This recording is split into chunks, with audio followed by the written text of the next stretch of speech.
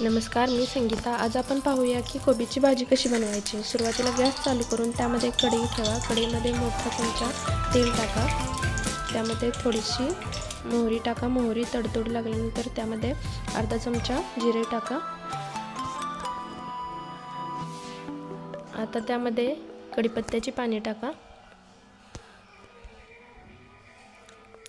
त्यानंतर एक कांदा चिरून त्यामध्ये टाका आणि व्यवस्थित कांदा ब्राऊन होईपर्यंत भाजून घ्या।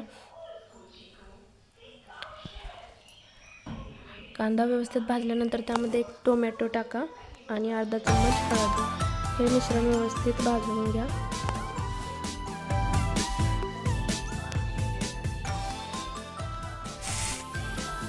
त्यानंतर त्यामध्ये एक चमचा लाल तिखट टाका। मी टाकलेला आहे पण व्हिडिओमध्ये शूटच झालेलं नाही आहे।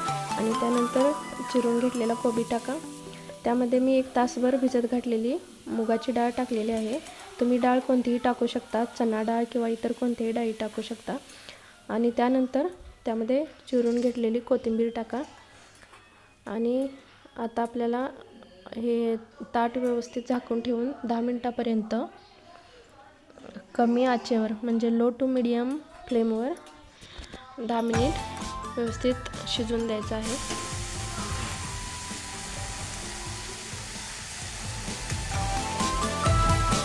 10 मिनिटांनंतर पाहू शकता आपली कोबीची भाजी तयार आहे। व्हिडिओ आवडल्यास लाईक आणि शेअर करा, सबस्क्राईब करायलाही विसरू नका। थँक्यू।